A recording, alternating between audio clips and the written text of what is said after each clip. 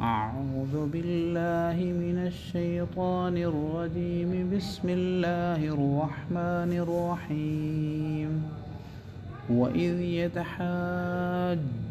في النار فيقول الضعفاء للذين استكبروا إنا كنا لكم تبعا فهل أنتم مغنون عنا نصيبا من النار قال الذين استكبروا إنا كل فيها إن الله قد حكم بين العباد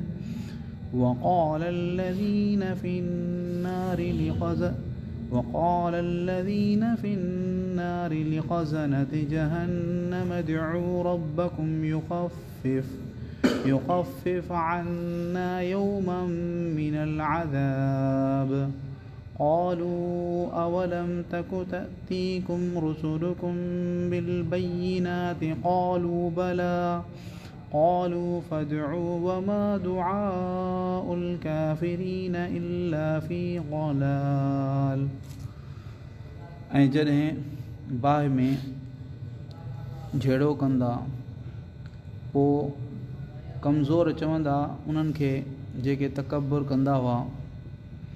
त बेशक असां तव्हांजा पैरोकार हुआसीं पोइ छा तव्हां कुझु असां तां बाहि जो कुझु हिसो खणंदव क़ाल الذين استكبروا चवंदा उहे माण्हू जेके तकबुर कंदा हुआ त असां सभई पिया आहियूं इन में बेशक अल्लाह ताला फ़ैसिलो करे चुको आहे बंदन में चवंदा उहे माण्हू जेके बाहि में आहिनि दोज़ख जे निगराननि खे त पंहिंजे परवरदिगार खां दुआ करियो त असां तां कंहिं ॾींहुं अज़ाब कुझु थोरो अज़ाब हटाए छॾे हल्को करे छॾे चवंदा छा तव्हां वटि तव्हांजा पैगंबर खुलियल निशानियूं खणी न आया हुआ चवंदा छो न बिल्कुलु आया हुआ क़ालू फदउ पोइ जहन्नम जा दारोगा जहन्नम जा निगरान चवंदा त तव्हां पुकारियो अल्लाह ताला फरमाए वमा दुआउल काफ़िरीन इल्ला फी ज़लाल काफ़रनि जो पुकारणु उनजो नतीजो गुमराही में ई आहे यानी उनजो को बि सही नतीजो न निकिरंदो ऐं कुझु बि उन दुआ सां उन्हनि खे हासिलु न थींदो हिते अल्लाह ताला उहो बयानु फ़रमायो आहे त क़यामत जे ॾींहुं जॾहिं बाहि में काफ़रनि खे दाख़िलु कयो वेंदो अल्लाह बचाए त हिकिड़ा उहे काफ़िर हुआ जेके सरदार हुआ ऐं मुतकबिर हुआ मालदार हुआ ऐं ॿिया उहे हुआ जेके ग़रीब हुआ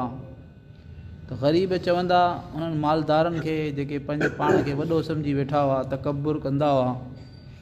त दुनिया में त असां तव्हांजा पैरोकार हुआसीं असां तव्हांजे पोयां पोयां हलण वारा हुआसीं तव्हां कुफ़र में त असां बि कुफ़र में तव्हांजा जेको आहे सो पोइ लॻ बणिजासीं पोइ हिते तव्हां असांखे को फ़ाइदो ॾींदव जो असांजो बाहि जो कुझु हिसो पंहिंजे मथां खणो ऐं असांखे कुझु आराम मिली वञे त उहे वॾा चवंदा हुते जेके पंहिंजे पाण खे हिते वॾो सम्झंदा हुआ तकबुर कंदा हुआ उहे चवंदा त असां सभु जा सभु हिन बाहि में पिया आहियूं बेशक अल्लाह ताला पंहिंजे बंदनि जे विच में फ़ैसिलो करे छॾियो आहे जेको पैगंबरनि ॿुधायो हो क़ुर ऐं किताबनि ॿुधायो हो त अल्लाह ताला बंदनि जे विच में फ़ैसिलो फ़रमाईंदो हो त अल्लाह ताला फ़ैसिलो करे चुको आहे पोइ वरी हाणे सभु जा सभु जेके काफ़िर आहिनि पोइ लॻ ऐं सरदार सभु मिली करे जेके बाहि में हूंदा उहे चवंदा जहन्नम जे निगराननि खे फ़रिश्तनि खे त तव्हां पंहिंजे परवरदिगार खां असांजे लाइ दुआ घुरो त असां ते अज़ाब जो को हिसो कंहिं ॾींहुं त को हल्को करे छॾे त चवंदा फ़रिश्ता उन्हनि खे चवंदा त छा तव्हां वटि तव्हांजा पैगम्बर कोन आया हुआ, यानी जेके तव्हांजे तरफ़ मोकिलिया विया पैगम्बर उहे तव्हां वटि खुलियल निशानियूं खणी कोन आया हुआ? हू चवंदा बिल्कुलु आया हुआ